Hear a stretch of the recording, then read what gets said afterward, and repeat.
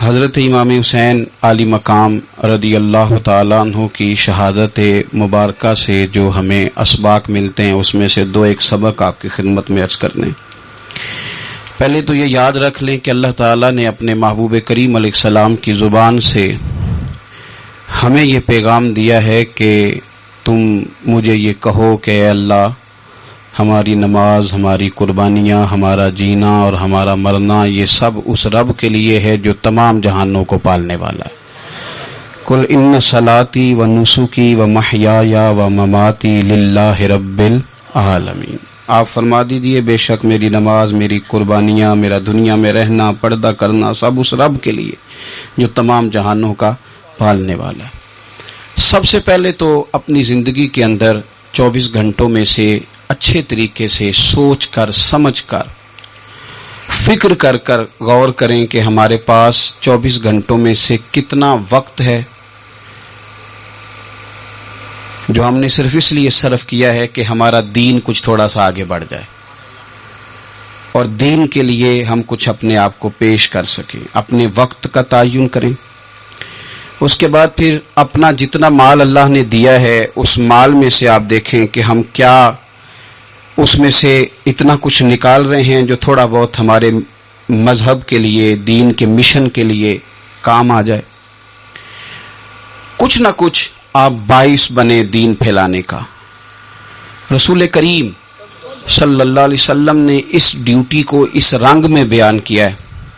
حضور نے فرمایا کہ بلغوا انی ولو آیا، ایک آیت تم تک پہنچ گئی ہے، اب میں تمہاری ڈیوٹی لگا رہا ہوں کہ تم نے اس آیت کو آگے پہنچانا ہے۔ صحابہ اگر ابلاغ دین نہ کرتے، تبلیغ نہ کرتے، اپنے پاس چیزیں رکھتے تو ہم تک دین پہنچتا نہ۔ انہوں نے بڑی ذمہ داری کے ساتھ، روایت حدیث کا معاملہ ہو یا حفظ دین کا، بڑی ذمہ داری کے ساتھ پھر ہمارے محدثین نے محنت کی اور کتابیں جمع کر کے ترتیب دے کے ہم تک پہنچائیں۔ ہماری یہ ذمہ داری ہے کہ ہم خیر کی بات آگے پہنچائیں، خیر کی بات۔ ہمیں بڑی مثالیں آتی ہیں، بڑی ساری چیزیں ہمارے پاس ہوتی ہیں، بڑا کچھ ہم کہہ سکتے ہیں، بڑی ہمیں کہانیاں یاد ہوتی ہیں، تو یہ تو ہمیں الجھا دے گا یہ سارا معاملہ۔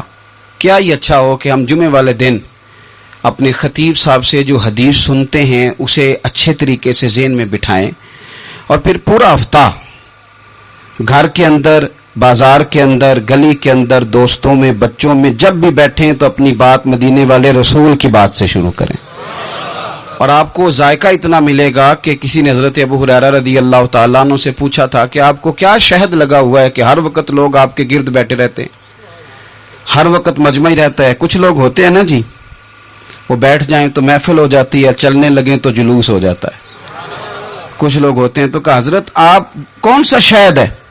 تو حضرت ابو ہریرہ فرمانے لگے شہد میاں کوئی بھی نہیں، میں نہ کسی کو اپنی بتاتا ہوں، نہ باپ دادا کی بتاتا ہوں، نہ برادری قبیلے کی بتاتا ہوں، میں تو جس کو بھی بتاتا ہوں محمد عربی کی بات ہی بتاتا ہوں۔ تو بس یہ آپ سمجھ لیں کہ میری بات بن گئی ہے تیری بات کرتے کرتے۔ تو ایک یہ بات آپ نے ذہن میں رکھنی۔ دوسرا پیغام میرا آپ کے لیے یہ ہے آج کی اس خوبصورت بزم میں کہ دین اور دیندار لوگ ایک نیکی کریں کہ وہ لوگوں کے دلوں میں اگر دین کی محبت نہیں بھر سکتے تو کم از کم نفرت تو نہ بھریں۔ اب تو یقین کریں کہ تکلیف روز بروز بڑھتی چلی جا رہی ہے، یوں لگتا ہے کہ دین دنیا میں صرف بحث کرنے کے لیے آیا، لڑائیاں ہی لڑائیاں، مناظرے ہی مناظرے، بحث ہی بحث۔ کیا شکل دکھا رہے ہیں ہم لوگوں کو مذہب کی کہ اس میں صرف بحث ہے، لڑائی ہے۔ نبی پاک صلی اللہ تعالی علیہ وسلم کم ناراض ہوتے تھے، لیکن مسلم شریف میں حدیث ہے، کچھ لوگوں نے شکایت لگائی کہ یا رسول اللہ صلی اللہ علیہ وسلم ہماری مسجد کا امام لمبی نماز پڑھاتا ہے، کوئی اتنا قابل تعزیر جرم تو نہیں تھا، نماز لمبی پڑھاتا ہے۔ تو مسلم شریف میں ہے کہ اللہ کے محبوب صلی اللہ تعالی علیہ وسلم غضبناک ہوئے، اور لفظ کیا ہے؟ حضور فرمانے لگے میں لوگوں کو دین کے قریب کرتا ہوں، تو دور کرتا ہے۔ فرمایا خود پڑھنی ہو تو جتنی مرضی لمبی پڑھنا، لیکن لوگوں کو مختصر نماز پڑھا تاکہ وہ دین کے قریب آئیں۔ حضور مفتی اعظم عالم اسلام شہزادہ اعلی حضرت शेख मुस्तफ़ा रज़ा खान साहब रहमतुल्लाह अलैह, हमारे दादा मुर्शद, आपके खिलाफ कुछ लोगों ने किताब लिखी और बरेली शरीफ के उर्स में वो किताब बांटी गई। 24 सफ़र को उलमा की वहाँ मीटिंग होती है और हज़ारों उलमा उसमें रासिखुल इल्म लोग वहाँ मौजूद होते हैं, रासिखुल अकीदा। हुज़ूर मुफ्ती आज़म ने वो किताब सामने रखी और किताब सामने रख के उलमा से कहा कि ये शरई एतराज़ है मुझ पर और ये उसका जवाब है, ये शरई एतराज़ है, ये उसका जवाब है, ये शरई एतराज़ है, ये उसका जवाब। जो शरई एतराज़ थे उनके जवाबात दे दिए। फरमाया कुछ इन्होंने ना इखलाकी एतराज़ात किए हैं तो मैं किसी की ज़ात पर उतर कर बात नहीं करना चाहता। कुछ इन्होंने ज़ाती एतराज़ात किए हैं और जो मुहज़्ज़ब कौमें होती हैं वो किसी शख्स की शख्सियत पर उतर कर, नीचे उतर कर बात नहीं करती। तो ये शरई एतराज़ात थे, ये जवाब है। तो उलमा ने पूछा कि हज़रत ये किताब कब छपेगी? तो आप फरमाने लगी छपेगी कोई नहीं। ये कहा हुज़ूर ने आपके खिलाफ लिखा है तो आप कहते हैं छपेगी नहीं, आपको भी तो छापनी चाहिए। तो आप फरमाने लगे यार जी उन्होंने लिखा है तो कुछ बंदे ना इस किताब की वजह से मुझसे कट के उनसे जुड़ गए। तो अब जब उनका ज़हन मुझसे कटा है, किसी और की तरफ जुड़ा है, तो अब मैं जवाब लिखूंगा तो वहां से भी कट जाएंगे, तो फिर मुंतशिर हो जाएगा उनका ज़हन, हो सकता है किसी गुमराही की जानिब चले जाएं। तो चलो मेरी एक ज़ात हदफ़े तनकीद बनी है तो कोई हर्ज नहीं। मैं नहीं चाहता कि मेरी वजह से कुछ लोगों का ज़हनी नुकसान हो। मैं लोगों को मुस्तफ़ा के दीन का प्यार देना चाहता हूं, दीन से बेजार नहीं करना चाहता। मेहरबानी फरमाएं। मैंने जुमे में भी यूं दोनों हाथ बांध के कहा था, तकरीर करने वालों, नकाबत करने वालों, बस करो। आप अपनी तकरीर चमकाने के लिए कौम को तकसीम कर देते हो। हक की बात के इजहार का माना लड़ाई तो नहीं होता। हमारे जितने बुजुर्ग थे वो सारे हक की बातें करते रहे, लेकिन इतना इंतशार, इस कदर ज्यादा जो है वो तानाजनी, इस कदर ज्यादा खौफ का मेयार। और मैंने जुम्मे में भी कहा था, फिर कहता हूं, इस जमाने में जितना को ज्यादा शरारती होता है उतना ज्यादा वो ताकतवर होता है। शरीफ आदमी शरारती का मुकाबला कैसे करेगा? हमने शरारती लोगों को मजबूत कर दिया। तो दीन से नफरत नहीं दिलाएं, लोगों को दीन के करीब करें, लोगों को दीन की मोहब्बत दिलाएं, लोगों को दीन के करीब करें, दीन का ज़ौक दिलाएं, लोगों को करीब करें। आज की बात है, एक दोस्त बड़ी दूर से आया है, आज की बात बड़ी दूर से। उसने मुझसे आके कहा कि हज़रत साहब अब तो मेरी हालत ये है कि मैं गुनाह कर करके तंग आ गया हूं, मेरे इर्द गिर्द गुनाह के मौके रहते हैं, मैं तंग आ गया हूं, लेकिन मैं एक मुंतशिर आदमी हूं, मुझे हर वक्त का वसवसा, हर वक्त की परेशानी, हर वक्त की मुसीबत। वो कहता है मैं जिस आलिम के, दरवेश के, सूफी के, मौलवी के करीब जाने लगता हूं उसके खिलाफ मुझे कोई ना कुछ है मिल जाती है। तो दीन सच्चा है, खरा है, तो क्या ऐसा नहीं हो सकता कि दीन पे अमल करने वाला भी को खरा मिल जाए? मैं जिधर जाता हूं मुझे कोई ना कोई उस बंदे के खिलाफ कहानी मिल जाती है। तो याद रखें, जब लोग दीनदारों से नफरत करते हैं तो फिर दीन से नफरत करने लगते हैं। ये हमने तबाही कर दी है, हमने जुल्म की इंतहा कर दी। मेहरबानी फरमाएं, ये बड़ा साफ सुथरा दीन है, ये बड़ा पारसा दीन है, ये बड़ा खरा दीन है। और ये जो आपको लोग बताते हैं ना सारे गलत हो गए, एक मैं सिर्फ ठीक बचा हूं, तूने बताओ तुम्हारी बात माने कि मदीने वाले रसूल की बात माने? नबी पाक सल्लल्लाहु अलैहि वसल्लम ने फरमाया मेरी उम्मत कभी गुमराही पर जमा नहीं होगी। ये नहीं हो सकता कि सारी गुमराह हो जाए। तो इसलिए इंतशार का मिजाज छोड़ें और लोगों को मीठा, ठंडा, प्यारा, खूबसूरत दीन लोगों तक पहुंचाएं, मीठी बात करें और अच्छे तरीके से लोगों तक पैगाम हक पहुंचाएं। लोग कहते हैं जी मैं बात सच्ची करता हूं इसलिए तलख रहता हूं। नबी पाक से ज्यादा सच्ची बात तो कोई भी नहीं करता था। हुजूर बात भी सच्ची करते थे और लहजा भी शहद से ज्यादा मीठा होता था। तो ये कौन सी कहानी सुना रहे हो? नहीं कि मैं कड़वा इसलिए हूं कि मैं सच बोलता हूं। सच कड़वा नहीं होता, सच तो शानदार होता है, सच तो सोना होता है, सच का तो चेहरा निखरा हुआ होता है। सच कहां कड़वा होता है?